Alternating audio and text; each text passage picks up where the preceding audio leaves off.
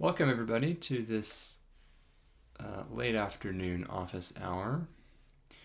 Today, I wanted to talk about something that's of perhaps slightly broader interest than some of my more California and Western US specific conversations, and talk about how humans can, and in more cases cannot, modify the weather.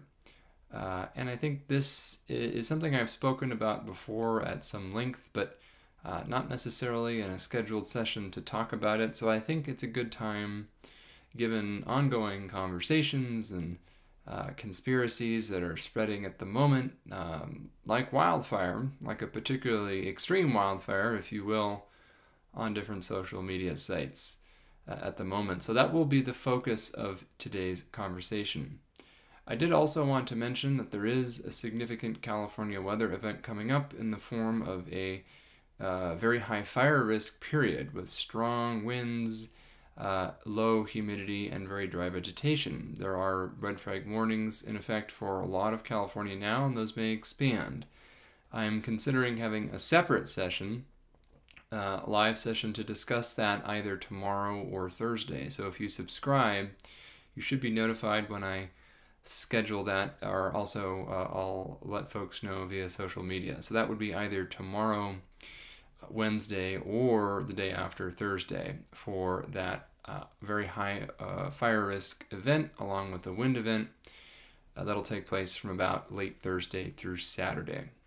But again, today's conversation has a bit of a broader focus, and so if folks can keep the questions and comments aligned with today's topic, I'd appreciate it, and we'll talk about the wildfire risk event in the next session. So one of the reasons why I decided to have this conversation now is that there has been some pretty rampant speculation, including from some politicians with very wide social media reach and national name recognition, that recent hurricanes in the southeastern U.S. Have in some way been controlled or steered to hit certain regions to achieve certain political outcomes. I'm not going to opine on all of the different complicated pieces of that kind of assertion, but what I really want to focus on is this most fundamental aspect of it, which is it even possible for humans to control the weather in that way, even if they wanted to? So without speculating about motives or reasons why somebody might do it, I think the more fundamental question is, can it even be done at all? And certainly, in this particular example, I think the answer is unequivocally no, that there is no technology that currently exists to steer hurricanes. But I think more importantly, it's not really clear what that technology even would look like. So it's not a matter of, as is sometimes the case, well, we have a sense of how it might work, but we haven't perfected the technology. Maybe some advanced government research program has figured it out and hasn't made it public yet.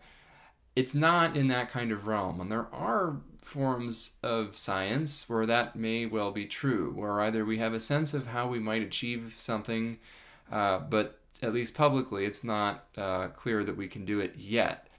But weather modification, in the way that it's often talked about forming or destroying or steering individual weather systems like a hurricane, is not just something that we can't do now, but it's also something that I don't think we're ever going to be able to do because of the way that the complex linear dynamics of our Earth system actually operate. It's a bit of a mouthful, so I'm going to get into it.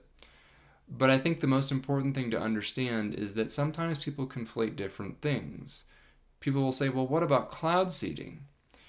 And cloud seeding is an actual form of weather modification that does exist. Now, I've spoken about this before. I don't think it works even as well as some of its proponents have claimed, but even the most bold claims regarding the efficacy and the promise of cloud seeding will readily admit that it is at best something that can augment existing precipitation. So this is not a way to create a storm out of nothing. It's not even a way to create a cloud out of nothing. you already have to have conditions favorable for precipitation, and you already have to have a cloud in place before you can even begin to think about seeding them to achieve any sort of potential outcome. And in the very best case situations, the most compelling evidence suggests that there is a narrow range of conditions under which you can squeeze maybe 5 to at most 10% extra rainfall or snowfall out of certain types of clouds in certain settings in very limited areas. So we're talking about areas just a few miles across. That's what we're talking about when we talk about cloud seeding, and it is probably the only form of direct weather modification, direct meaning trying to achieve a particular outcome in a particular place at a particular time and having any chance of even slight success in doing so. And the reason for this is cloud seeding in its various forms. And there are multiple ways to do this, and it actually depends on the type of cloud you're trying to influence, is that you can essentially coax a little more of the existing moisture in the air to fall out as precipitation. You're not really fundamentally changing the weather systems, which already need to be there in correct alignment to potentially produce precipitation, but you're just nudging them along. At least that's sort of the best case scenario. Sometimes that doesn't work, and it doesn't really have much of an effect at all, but if it does work, that's how it does so, is it slightly augments what would have fallen already, or perhaps coaxes a cloud that isn't going to produce any rain at all or any snow at all to produce a tiny amount of it. That's pretty much it in terms of direct weather modification that exists and has any evidence of any efficacy at all. And one of the reasons why it does, at least to that extent, appear to work in limited settings is precisely because it's not intending to fundamentally alter the large-scale atmosphere. It's not attempting to create or steer or dissipate storms. It's just saying, let's be opportunistic when conditions that are almost favorable for what we want to see to come along, when there already are clouds and storms and atmospheric ambient conditions favorable for rain or snow, and let's just tweak them ever so slightly in a limited area in a way that favors a little bit more water falling from the sky, which of course hypothetically has benefits if you're in a drought, if you need more water on the ground for some purpose like that. So I'm not going to talk too much about cloud seeding today, except to contextualize it in this way, which is that it is something that is a real thing. It's not a fabrication or a conspiracy. There is such a thing as cloud seeding. It might work, and it only works under certain conditions and to a very limited extent so far as we understand it today. And I personally and professionally think that a lot of the claims surrounding it have historically been overblown. So the claims are not that bold, actually, and I think that the reality is even less impressive. But this is not a theoretical impossibility. In fact, it's something that arose from cloud chamber experiments and from folks like Bernard Vonnegut, Kurt Vonnegut's brother, by the way, who was an atmospheric scientist who studied clouds. And there was this there were theoretical reasons to believe why you could coax a little bit more water out of clouds if you gave them an overabundance of cloud condensation nuclei. And seeding has, of course, changed since then. There are additional ways of approaching this relative to the silver iodide-like approach that was historically favored. And I'm not a cloud seeding expert, by the way, but just to say that that's something that's real.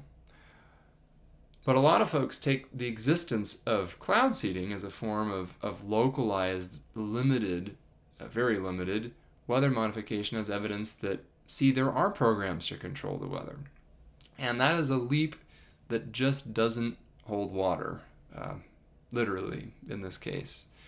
Because it's a fundamentally different question about whether we can very slightly augment existing weather systems under certain conditions in specific limited circumstances, and whether we have this kind of exquisite control over which weather systems form in the first place, where they go, how intense they are, things like that.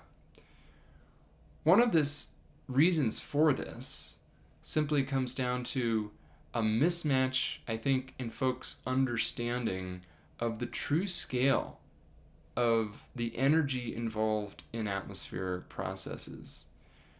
There have been questions as to why we don't, for example, detonate nuclear bombs to dissipate hurricanes.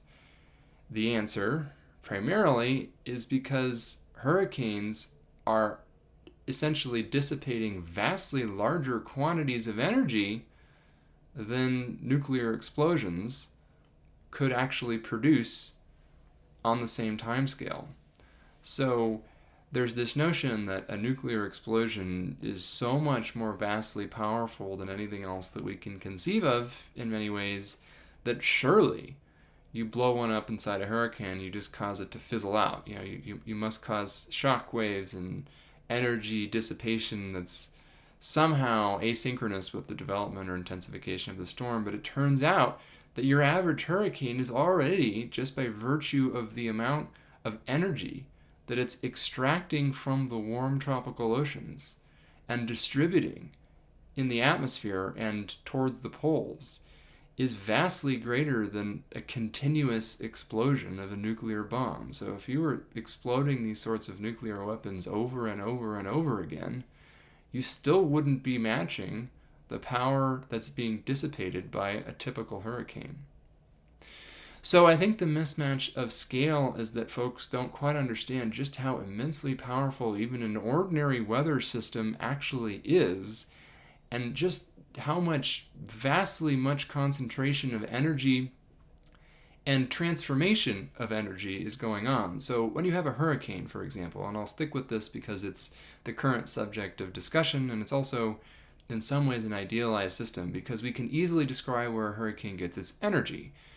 Mid-latitude winter storms actually get their energy from something known as baroclinic instability, or the contrast of air masses that are warm and cool, in a way that's a little bit more complicated to understand.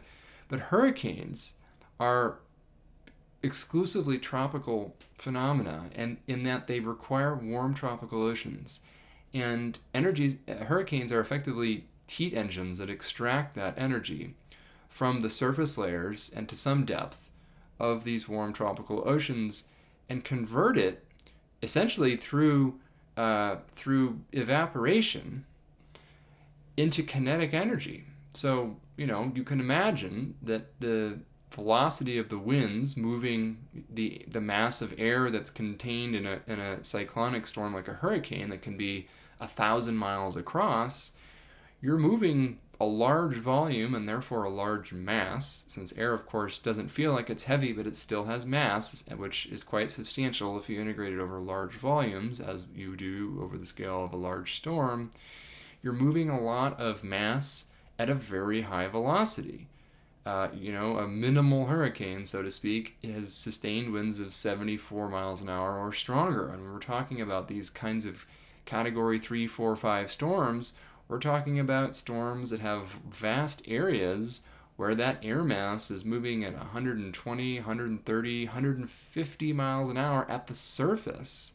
So those are winds that we more ordinarily see, say, in the jet stream. But that's tens of thousands of feet up. That's above the friction layer, and that's above the layer in the atmosphere where most of the mass of the air is. So when you're up at the elevation, the altitude of the jet stream, the air is a lot less dense.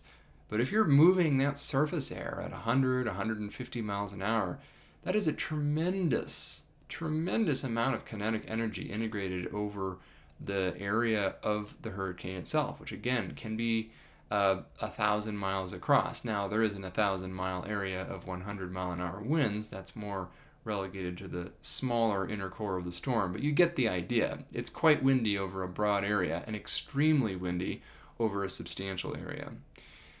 A lot of that energy gets dissipated in what's known as the boundary layer, the lowest level of the Earth's atmosphere, through frictional processes, because there is a lot of mass of air and there is resistance to that air moving. So there is friction that the wind essentially interacts with in the lowest levels of the atmosphere. So there's frictional dissipation of that energy in the boundary layer of the atmosphere.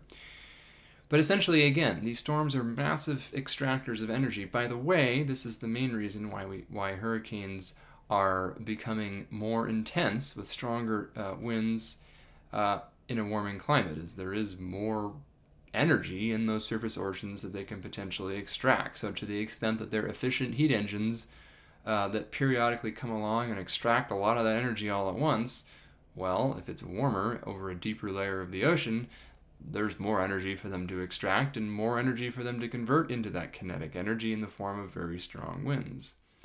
Same reason why these storms produce heavier precipitation. There's just that much more water around to evaporate in a warming climate. But my point here is really that the immense scale of spatial scale, first of all, but also the immense energies involved in these systems, I think are almost too difficult to comprehend in an intuitive sense in our day-to-day lives. And even the continuous explosion of nuclear weapons would not necessarily match the energy dissipation of a large hurricane.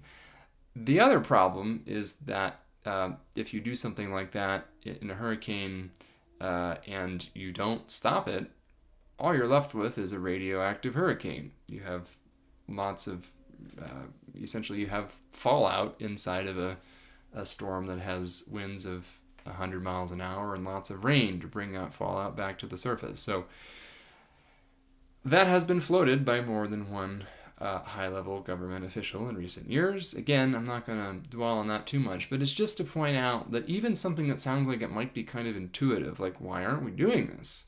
Well, there is a reason why we're not, and the main reason is that it wouldn't work.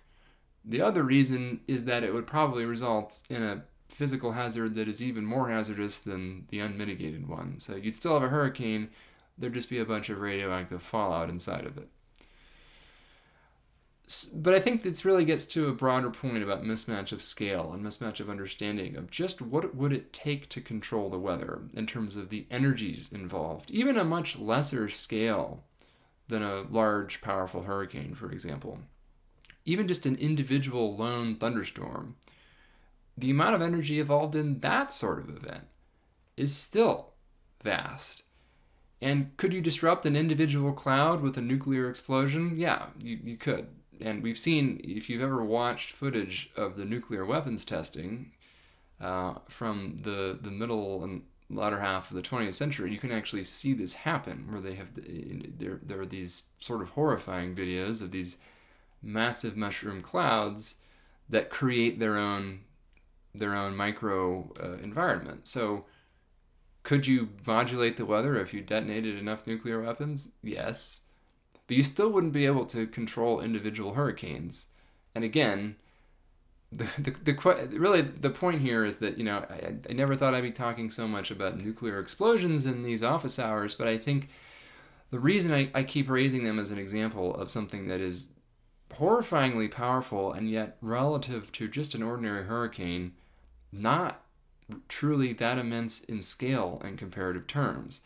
And any process by which that humans possess to dissipate energy on the scale that even just an ordinary hurricane does would be so immensely destructive that you really just wouldn't want to use it, because you'd be, there's any number of analogies for very small actions that are ineffective in the face of highly energetic processes.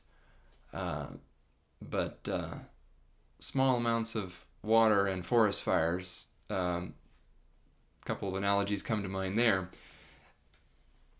So I think that there's this mismatch of scale, first of all. But that's actually not the only problem. If there were some magical technology that could, in some fairly benign way, redirect massive quantities of energy to exactly where you wanted it to at the exact moment upon demand, and again, those technologies don't exist, but if they did, there's a pretty good chance that it still wouldn't work, even if you could direct that level of energy to a particular point where a storm was, because of the way that the atmosphere works. And by that I mean the chaotic in the mathematical sense.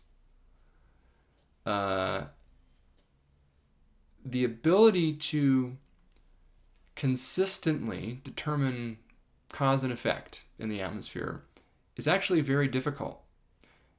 This is why weather forecasts aren't perfect, and it's why we can't have weather forecasts at all out beyond about 7 to 10 to maybe 14 days if we're extremely lucky. I can't give you a weather forecast for 30 days from now at all, anywhere on Earth. I can give you some vague inclination that in some places it will be warmer than average. That's a much easier claim than it used to be in a warming climate, or that some places might be wetter or drier than average. But I can't tell you if it's going to rain at 3 p.m. on November 20th, and nor can anyone else. And the reason why that matters is it hints at what the fundamental problem is, which is that in the complex Earth system, everything is interconnected in a way that makes it virtually impossible to predict the long-run outcome of any specific individual intervention in that system. This is literally the butterfly effect. And it's not to say that the butterfly flapping its wings has a specific outcome. It's actually, in fact, to say the opposite, which is that a butterfly flapping its wings has not a very large immediate effect on anything, but when you go far enough into the future, in the complex, nonlinear, fluid dynamical system that is our atmosphere, and the coupled Earth system, including the oceans and the land surface and the cryosphere, that are also important, it's not possible to trace the actual effect of that small initial action down the line, 2 weeks, 4 weeks, 6 months in the future. And what that means is that there's always going to be uncertainties. So you can't just shoot a laser beam somewhere and say, I want the storm to go here. If there were some magical alien laser beam that were more powerful than anything that exists by orders of magnitude, and could be controlled in a way that didn't cause immense destruction and obvious harm to everybody in its path, which again is not possible, but if it were, you would still be left with the question of who is the masterful meteorologist in charge of this immensely powerful magical device who can somehow obviate the problem of chaos, mathematical Lorentzian chaos, and somehow predict exactly what the ultimate reaction to that huge initial kick to the system is actually going to be. In other words, even if you could harness that power, you still wouldn't be able to control exactly where a storm went, or how it intensified, or whether you could weaken it consistently. You could probably exert an influence on it. If that magical device existed, I have no doubt that you could influence the weather, but could you control it is an entirely different question. Would you be able to determine, deterministically, this is even the mathematical meteorological term that would be used, can you deterministically ensure that a specific outcome would occur? And the answer would be no. For the same reason that we don't have perfect weather forecasts. And there's always a range of potential outcomes and a range of uncertainties. We would need to know the initial state of the atmosphere perfectly at all points on Earth, three-dimensionally up into space at all times. We would need to know the initial state of the ocean perfectly at all points in time, all the way down to the bottom of the ocean. We need to know everything about the land surface and the cryosphere at all points, across all the surface of the Earth, at all points in time. All of that, of course, is not even theoretically something we're going to be able to know. And so I think that gets at the much more practical reason why this is, quite frankly, just not even in theoretical realm of something that could happen, even if an entity were to possess technology so dramatically advanced relative to what we know exists today that it would seem like magic. Even in that world, we still couldn't control the path of individual storms in that way. And this is a difficult topic to talk about because it intersects with a lot of, I think, unsupported assertions that exist, and yes, conspiracy theories that exist, some of which are benign, some of which are really horrifying and malignant and racist and all of that. But it also intersects, I think, with people's genuine curiosity about the way the world works and anxieties surrounding a bunch of different things. People who don't trust their government or on the other side of things, believe that there are entities or groups who have far more control in the way the world works than is commonly believed. That's a common one. Or that there are people out there who want to harm you in some way, and that this is some way that they could potentially achieve that behind a curtain of some sort of plausible deniability. This intersects with a lot of things that are unfolding in society right now, with the growing partisan divide in this country and elsewhere. It intersects with people's anxieties about climate change, I think. Both people who are very worried about the very real risks associated with it, and also people who are of the view that the demonstrably incorrect view that climate change is somehow fabricated, again for nefarious purposes to achieve some political or financial outcome on behalf of insert whatever government group demographic that you don't like. And so it's difficult to talk about these things because people have reasons other than objective scientific interpretation of reality to believe what they believe. And so I think hopefully, I'm not sure that I'm really going to change anyone's mind in this, but that's not really my goal either necessarily.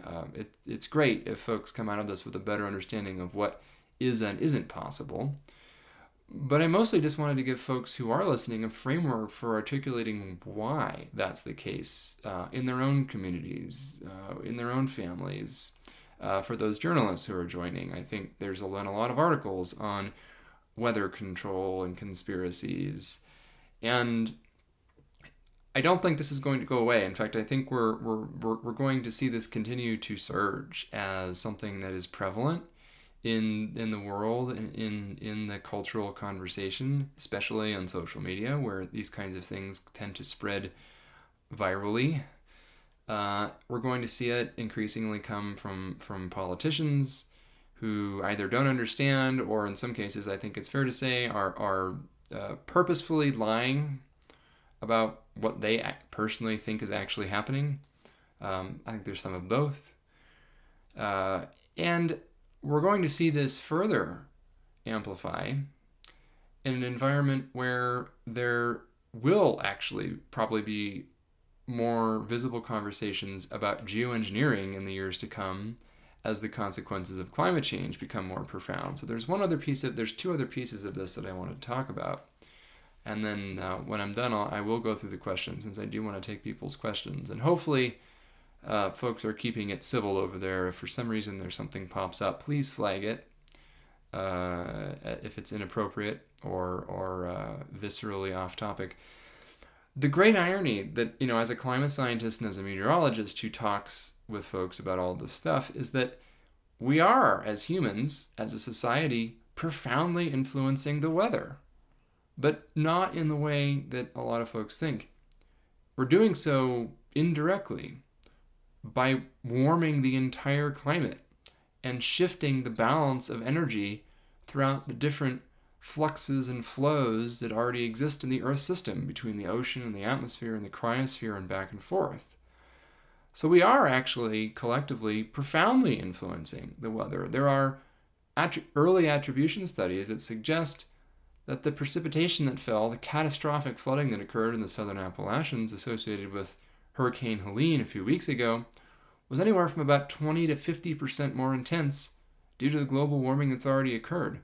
That's not a small number by any means, and these are preliminary numbers. The final numbers may be lower, but as a first guess, that's a pretty darn large increment of what happened. And so I think a lot of folks see this as a contradiction in terms, right? Which is that, well, you're telling me that we can't control the weather, but that we're profoundly influencing the weather. So which is it? You can't have it both ways. And in fact, we can have it both ways, because that is actually how the physical world works. We can't wield direct control over individual weather systems for the reasons I mentioned, because there's a massive imbalance of the energy involved and our ability to wield energy in any non-massively explosively destructive way, but also because due to the chaotic atmosphere and even the theoretical limitations on predictability of it, even with an idealized perfect predictive model, we wouldn't know, even in the magical world, that we had such a device, what effects it would have on a particular storm. Yet we are influencing many of those very same weather events in an indirect way. But we're doing so essentially by adding additional energy to the entire Earth system and redistributing it. And we don't get to pick and choose which individual storms capitalize on that extra energy or not.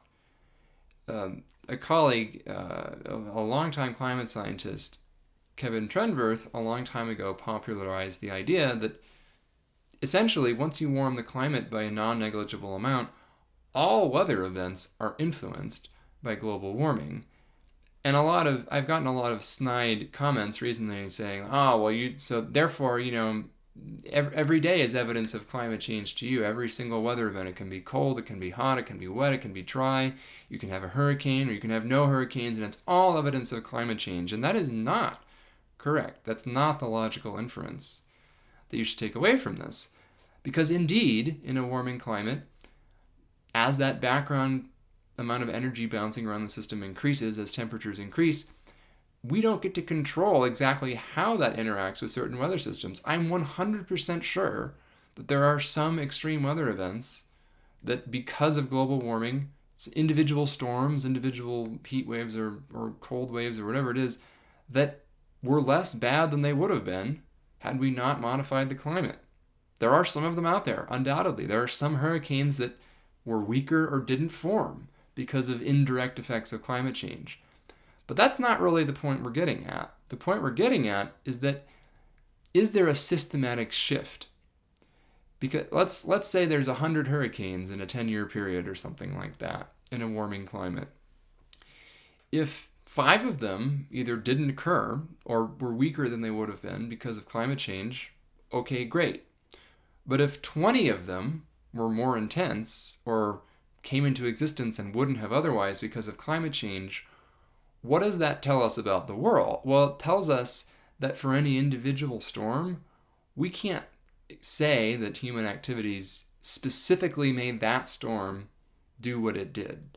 But we can say that overall, of similar sorts of events, that the influence does appear, that we're seeing more rapid intensification of hurricanes or more extreme rainfall associated with hurricanes. In other words, we have to look at the big picture because we can't actually control those individual storms. So we're influencing all of them. So again, some of those hurricanes are weaker than they would have been without climate change. But what the science shows is that more of them are stronger than they would have been and producing more rain than they would have been. But we can't at an individual level necessarily know. Now, for attribution studies where we say climate change made this event X% more intense, it is hedging a bit in the sense that we are essentially saying that, well, we don't know whether this storm was in the 5% of events that might have gotten weaker or the 25% of events that got stronger. But if you had to guess which one is more likely, well, in almost all cases, it's making events stronger rather than weaker, and so that is the likely influence. That is the basis for attribution studies, by the way. But it goes back, just to back up and say that I think it's correct that all weather events are different than they would have been, but for human-caused climate change. And we can't say with 100% certainty exactly which ones are stronger versus weaker, and some of them are weaker, undoubtedly. But if far more of them are stronger versus weaker, we might see a signal like far more record heat waves than record cold waves. Oh wait, that's exactly what we see. We would see many places experiencing new record rainfall events at a far greater pace than we would expect in a climate that weren't changing. Well, turns out that's what we see too. And so there's all sorts of examples where we look at the large-scale shift. The reason I bring that up is that we are effectively, by warming the climate, through continuing to emit heat-trapping greenhouse gases that are accumulating in the atmosphere, conducting a massive geoengineering experiment, an uncontrolled one, because we didn't initially set out to do it. That wasn't why the oil barons originally started extracting that oil from the ground. It was because it was a very useful chemical. It was a very useful compound material for developing societies and for generating energy and doing all the things that we've done with it over the past couple of centuries. So the goal wasn't to change the climate. I don't think it was on anyone's mind as the reason to extract these fossil fuels and burn them, but that has been the net effect.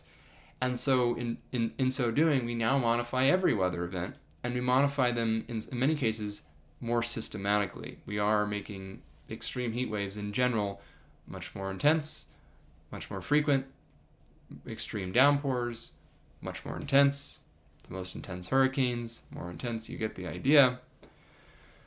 But we aren't exerting specific control over individual iterations of those events, and that is the distinction I want to make. And so it's not a contradiction. It is in fact exactly consistent with what the science says, that we wield an increasingly profound influence on all weather events, but most consequentially on extreme weather events in a warming climate. And yet we still can't control individual weather events in that exquisitely precise way that you would need to say, steer a hurricane toward a particular point of landfall or cause it to intensify to historically high levels, as has been claimed. So that's the second to last piece that I wanted to mention. But there is one more, and I think this is where it's going to get difficult as we move forward, because there has been this notion that geoengineering isn't real, and this is where this conspiracy has been around for decades about so-called chemtrails. I get multiple emails every single day from people who email me pictures of cirrus clouds, a form of artificial cirrus cloud that's known as a contrail, not a chemtrail, but a contrail. Contrails are very real. They're essentially man-made ice crystal clouds that form tens of thousands of feet up in the atmosphere and are caused by the passage of jet aircraft. So commercial or other types of jet aircraft that fly high enough in the atmosphere where temperatures are well below freezing all of the time, where virtually all clouds that form are ice clouds because, the temperature is minus 20, minus 30 degrees, so of course it's ice.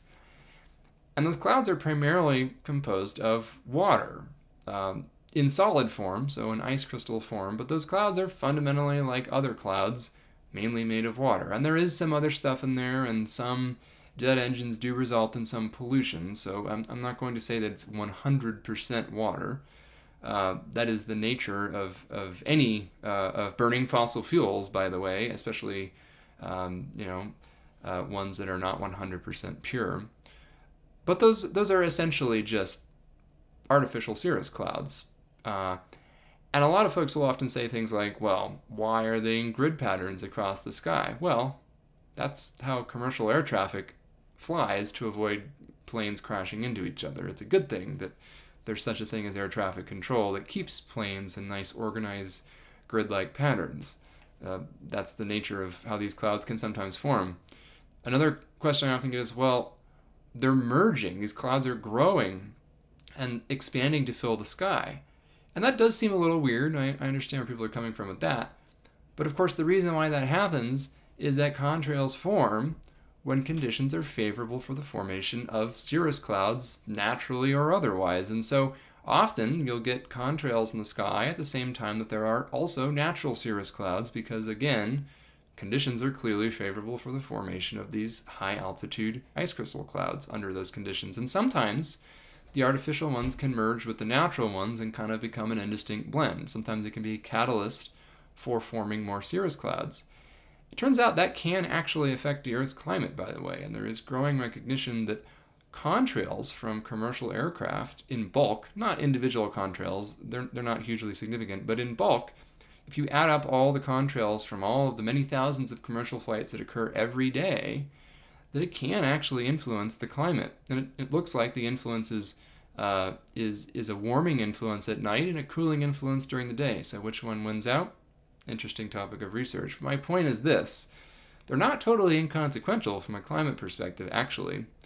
But in the end, there's not really a nefarious reason for this. It's just that jet aircraft operate at places that are very cold. Combustion of hydrocarbons produces, among other things, water, supercooled water that almost instantly freezes.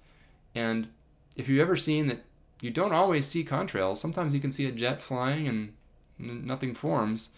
That's because conditions were not favorable for the formation of cirrus clouds. But that's to go down the contrails conspiracy a little bit. But this has been around for a long time, this notion that there are government aircraft or private aircraft going around spraying chemicals to achieve any number of objective outcomes. My inbox has been full of people who claim it's the US government, it's the Russians, it's the Chinese, it's the Australians, it's the Brazilians. In one case, it was the aliens. But also what the attempted goals are. It's to poison people. It's to cause acute harm. It's to spread a pathogen, cause a pandemic. It's to exert mind control through some psychotropic chemical dispersed across the landscape. It's to initiate the zombie plague. Interestingly, that particular one ended up in my inbox most frequently in the first few years of the AMC series The Walking Dead. Wonder if there's a coincidence. But my point is, it's all over the map, and people believe what they want to believe, and often it's a way of reinforcing already strongly held beliefs or a way of coping with certain anxieties.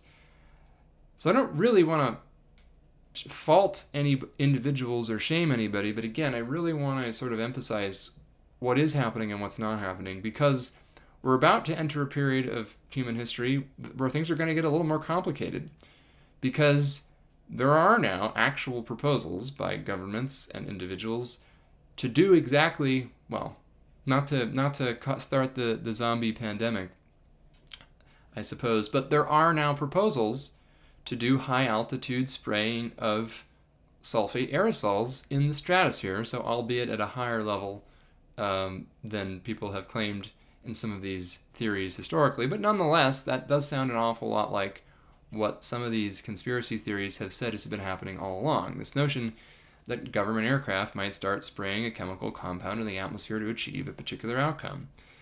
And this is something that in the scientific and technical literature would be known as solar radiation management, or SRM. And again, this is something that I actually spoke about this on the Climate Chat podcast over the weekend in some depth. So if you're interested, you should go check that out. I'll put a link. I'll embed a link in the video actually afterward. You can also go to the comment section on the Weather West YouTube homepage and follow the link there. I posted it this past weekend. But the broader idea is that as the harms of climate change become more and more obvious and arguably accelerate, which I think that there is evidence for at this point, there lurk potentially big, bad Earth system tipping points that would bring about a whole lot more pain and suffering than the climate changes we've seen so far. In fact, if you're interested in this, stay tuned. I've been involved with a documentary that's looking at some of those major Earth system tipping points and what the most recent science says about that. That will be premiering in about 10 days, and I'll have a live session on this channel with the director to discuss it. But the reason I bring that up is that some folks are getting very concerned that we're getting closer to those Earth system tipping points and have been motivated to consider ways to artificially cool the climate. So, of course, the best way to cool the climate is to stop emitting the heat-trapping greenhouse gases that are warming the climate, and to the best of our understanding, that will work pretty quickly, if and when we actually do it, but we're not doing it yet. So given that we haven't bent that carbon curve quickly enough, the argument so goes is that interventions like SRM, solar radiation management, would be a way to artificially cool the Earth by blocking sunlight, by essentially adding soot to the stratosphere and reflecting a small portion of the sunlight from reaching the Earth's surface. Now, the science suggests that it probably would work in the sense that it would probably be able to cool the Earth in doing so. And part of the evidence for that is what the effect of very large tropical volcanic eruptions like Mount Pinatubo, for example, have been to cool the Earth by a couple tenths of a degree for a few years. Now, of course, with those volcanic eruptions, it's not a continuous emission of those sulfate aerosols. It's one big pulse, essentially, and then it settles out, and the cooling effect goes away after a few years. The idea with solar radiation management is that you would essentially continuously emit these sulfur aerosols through high-flying aircraft indefinitely to continue to cool the Earth. And I don't want to talk too much about this today. Again, there you can refer to that climate chat conversation I had this past weekend for more details on it. My personal view, which is strongly professionally informed, is that while it probably could work to cool the climate, we do not understand, by a long shot, a lot of the negative externalities that could result. And there are a lot of folks, including some of my colleagues, who would argue that that's not true. And I would argue pretty vociferously that they're wrong on multiple levels. And so this is going to be a consequential debate, I think, moving forward as the impacts of climate change continue to escalate and the demand for interventions like that grow. And where people who, on both sides of this, have their own preconceived notions about essentially how we know what we know about the way the world works. And in a lot of cases, that's climate models. And all you have to do is talk to a group of climate scientists, and you'll get a laundry list of deficiencies in climate models. They're these incredible tools. They do the job they were designed for almost unbelievably well. And yet they were not designed to understand the effects of upper stratospheric interventions on individual extreme weather events or regional hydroclimate or things like this. So without getting too much into the weeds there, suffice it to say that there are serious proposals, both in the science world and in the policy world, to actually do something that sounds an awful lot like one of the conspiracies that's been around for decades. This has not been going on for decades. And of course, the goal is not to poison the Earth's population, mind control. But painful to say these things out loud, because I would hope that this would be fairly obvious, but I think it's worth repeating.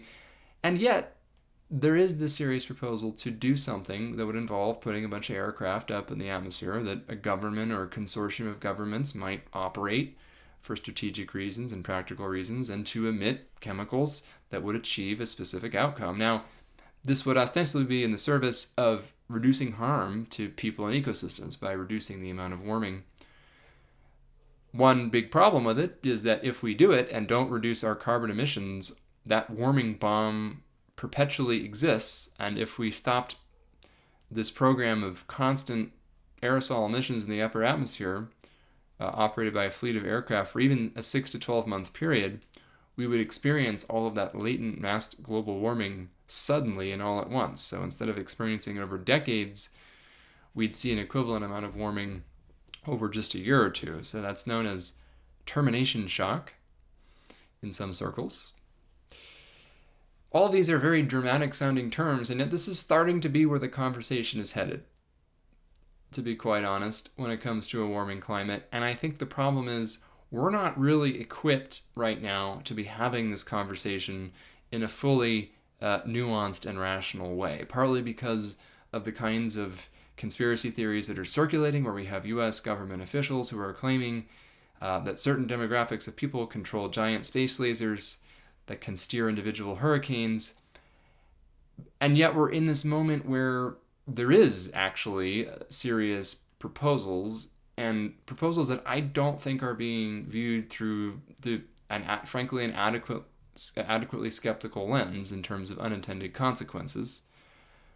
And yet also, I think people's visceral reaction to it is that you shouldn't even be studied, and I actually don't agree with that at all. I think this desperately needs to be studied a lot more so we understand what's going to happen, partly because whether or not we want it to happen, it's possible that this is something that an individual nation state, or even, dare I say it, an individual extremely wealthy person with access to spacecraft and aircraft all around the world could potentially implement unilaterally should they decide that this is something that they wanted to pursue. And so I think that, just to be clear, that would be an unequivocally terrible idea that has very high potential to go very wrong in many ways, spanning the biosphere to global geopolitics. But that is something that I think is, it's within the realm of things that we should be thinking about. And I'm going a little bit far afield from my usual conversations about weather and climate in California, but it turns out that all of these things are relevant in that context. And I do want to reach a little bit wider of an audience right now, because these conversations are coming to a head, and I think a lot of people are trying to have these conversations who are not equipped with the contextual information needed to make good decisions, or even understand, I think, the basics of what is possible and what is not possible. We can and are dramatically and profoundly changing the Earth's climate. Even though that feels like, ironically, that should be the scale mismatch, there's no way that human activities can be that consequentially large to profoundly affect global climate. It turns out that they are. And yet, our ability to concentrate and harness that power in specific ways and direct it towards individual weather systems just doesn't exist. And I know that feels hard to believe, but that is the way the physics and the thermodynamics of the Earth's atmosphere work. All the while, there are these conspiracy theories that circulate that have not been true historically, and yet there are some things that sound like science fiction that are seriously being talked about right now. And this is a particularly toxic soup, if you will. It's hard to talk about it. I am expecting that, since I've been saying this, my email inbox is probably filling up with people who are yelling at me that the government's been doing this for 50 years, or that the Antarctic aliens have already controlled my mind through the zombie virus spreading. I can't possibly make up enough strange scenarios to communicate just the breadth of the scenarios that have been proposed to me over the years. But I think the key is this. I think having a good understanding of the ways in which we can exert control over our climate and even over extreme weather events collectively, while also understanding that we're never going to be able to steer individual storms, while simultaneously holding in our minds the notion that there are some pretty sci-fi sounding policies on the table that I think people are going to think more and more seriously about in the context of climate change as the consequences of climate change escalate. So, again, I'm going to go through and take a look at some of the comments here.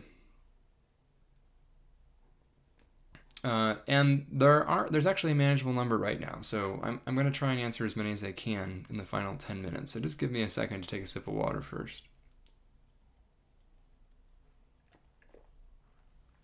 So the first question actually gets to something that I mentioned right toward the end of this conversation, which is that if we do end up attempting something like solar radiation management, the best case scenario, if you will, which I still don't think is currently, without a much better understanding of the risks, anything close to a good idea, would be in a coordinated global fashion. And we all know how great we are at coordinating things globally, with all nations in agreement on the objective and the optimal outcomes. You may notice a little bit of sarcasm there, but a much less desirable option would be if individual countries or entities or nation states do this on their own for their own benefit, because there will almost certainly be winners and losers.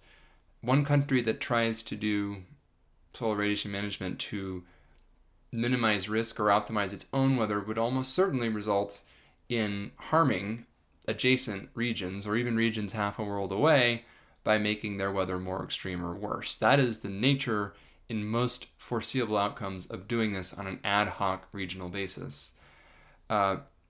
You may recall, for those of you who are atmospheric science or atmospheric science adjacent, that we sort of did this accidentally, where certain regions on Earth were emitting a lot of black carbon and sulfur aerosols, albeit not in the stratosphere. So emissions from factories and stuff in South and Southeast Asia. It peaked in the 80s, 90s, and early 2000s. They've radically fallen since then due to pollution controls, which has been hugely beneficial for public health in the region. But that was effectively another unintentional regional scale geoengineering experiment that probably did modify the climate of the Northern Hemisphere for decades in ways that we're only just beginning to understand now. But if we were to do this on purpose, and more permanently and more aggressively than we did in that case, you can see quite immediately how that would present potentially geopolitical crises right off the bat. Nations might interpret it as an act of war. It might actually be. But then you can imagine the cascading effects. What if it didn't even really work? What if it was barely effective and wasn't having much of effect? But much like cloud seeding, the effects were overpromised and overclaimed. And then what happens if there's some horrifying extreme weather disaster in an adjacent nation? And it may not have been that intervention that caused it at all. That may have just been bad luck. But who's going to make that determination? And what are the consequences going to be in the heat of the moment? So you can imagine how you don't even necessarily have to have actual harm. There could be actual harm, but even the perception of potential for harm immediately gets extremely complicated in a scenario like that. So the short answer is yes to that question.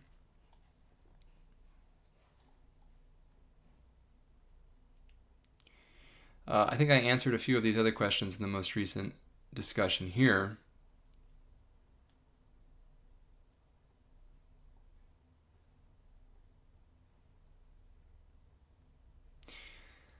Steve mentions there's a need for me and Kate Hutton to refute the concept of earthquake weather. Well, it's a fairly short conversation, honestly. There's no evidence at all on either the meteorological or the seismological solid Earth geophysics side that there is such a thing as earthquake weather, despite the many claims to the contrary. It is possible for the weather to affect earthquake-related hazards in the sense that things like liquefaction of the soil or landslides or even fires that follow earthquakes can be affected by climate and weather. That's certainly true. So they're not completely unrelated. And there's even some evidence that certain changes in climate in the long and short term can slightly modulate the risk of earthquakes in certain regions as groundwater comes and goes, or as the water in very large dams increases and decreases. But again, that's very different from earthquake weather. And it's a small effect to the extent that it exists. So hopefully that helps with that one right off the bat.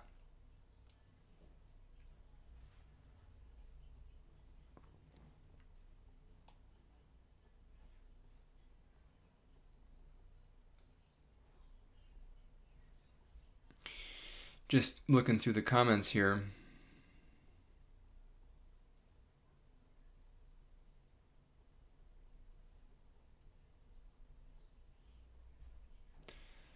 All right, let's see.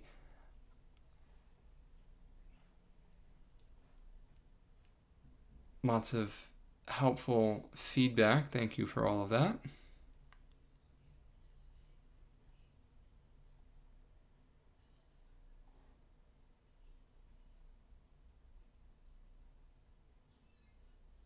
So question, let's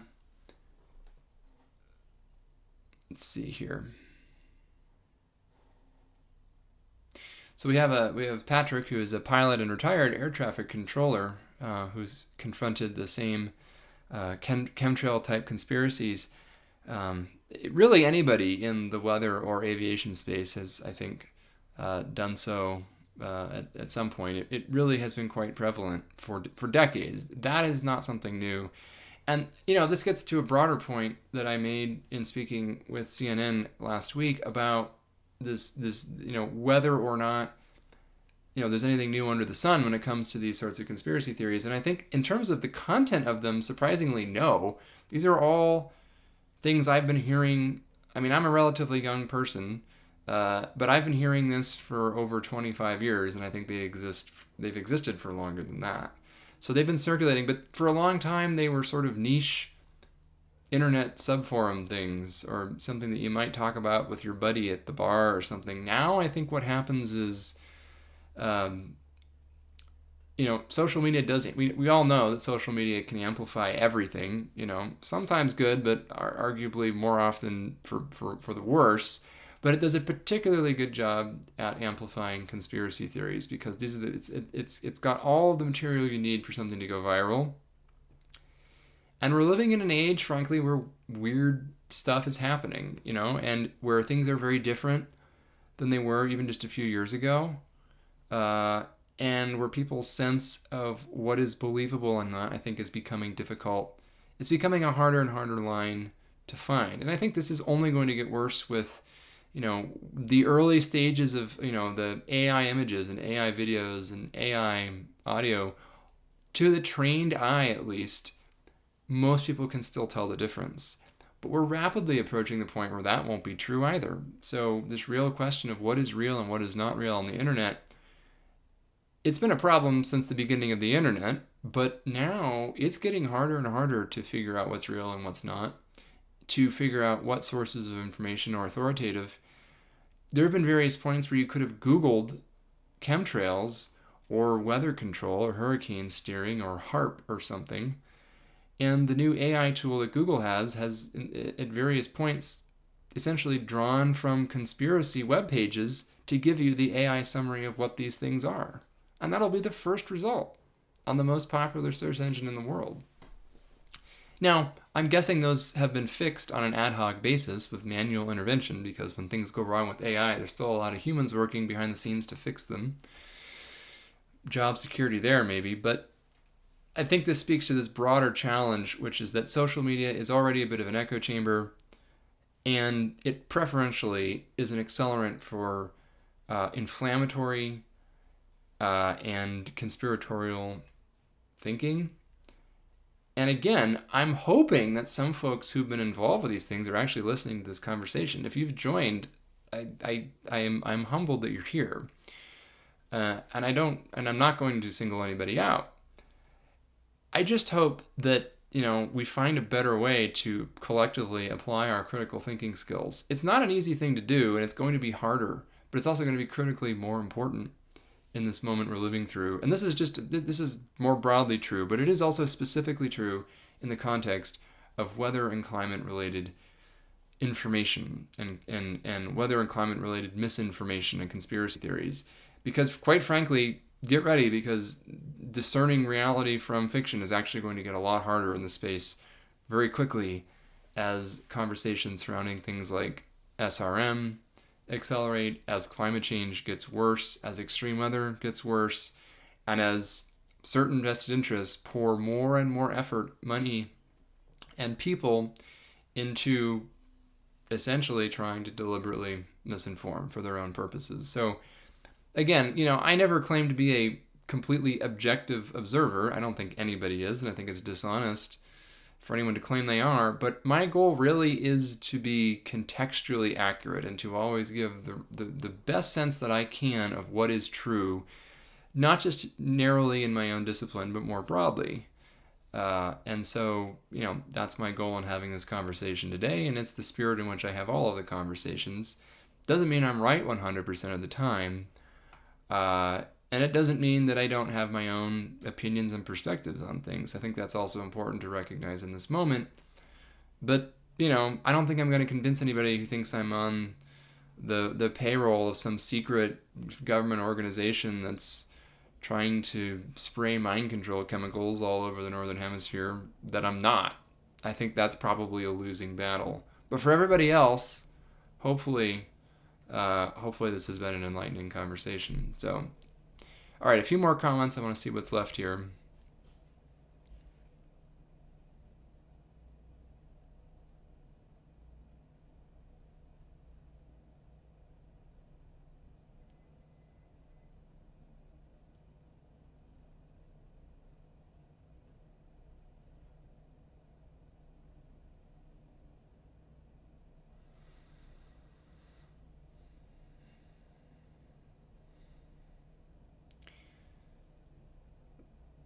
All right, let's see if there's any more big questions here.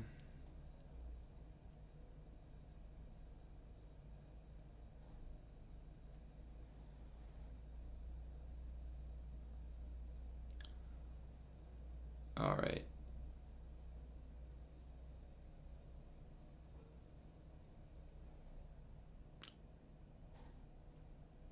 A little more of me reading, just saying something out loud to confirm that I'm still here and that we haven't lost the connection. Knock on wood, the connection's been pretty decent today.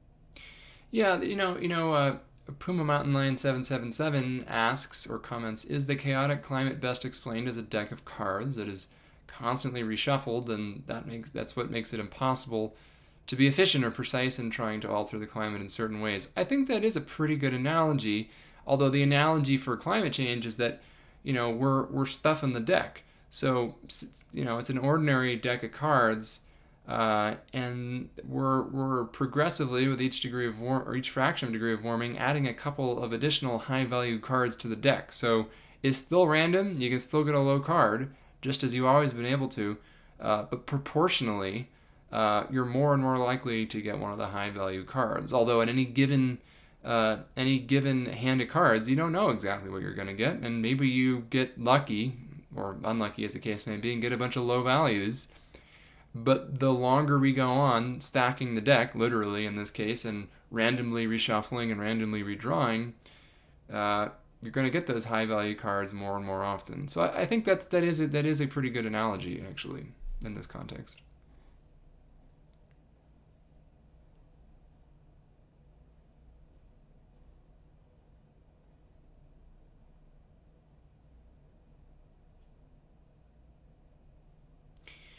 All right, so I think that's about all the questions I have I'm going to take for today. We're a little past the hour. A lot of people stayed with me, so thank you for that.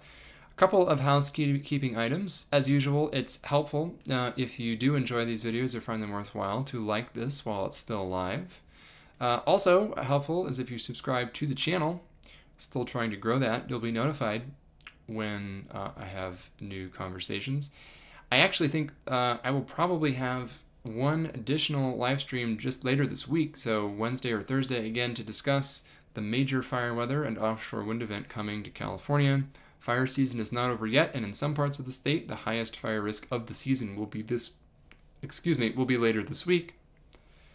And then additionally, around, I believe it's going to be October 25th in the morning, so mark your calendars. I need to schedule the event, but I'll be having another live conversation, live and interactive as usual, with the director of a documentary that I've been involved with on tipping points in the Earth's climate system. The documentary is called Climate Extremes at the Abyss ? That question mark was something that I made sure that we got in there because it's an important part of the conversation. And possibly a special guest as well. So that'll be on October 25th, exact time TBD. If you subscribe, you'll be notified. I'll also announce it on social media. And that documentary, by the way, is going to be available freely on YouTube the moment it premieres. So everybody should be able to see it if you're able to watch this live stream. So more on that to come. An additional live stream later this week focused on fire weather. I'm almost afraid to look at my email inbox, but I will see which new conspiracy theories have made it my way. Perhaps I'll share them with the larger audience if they're particularly juicy. Okay, thanks for joining, everybody. Stay safe out there. Don't start any fires this week. All the prescribed fires that were going on are winding down today in advance of the wind event, so that should be a signal. No open flames, no sparks. Talk to you in a couple days.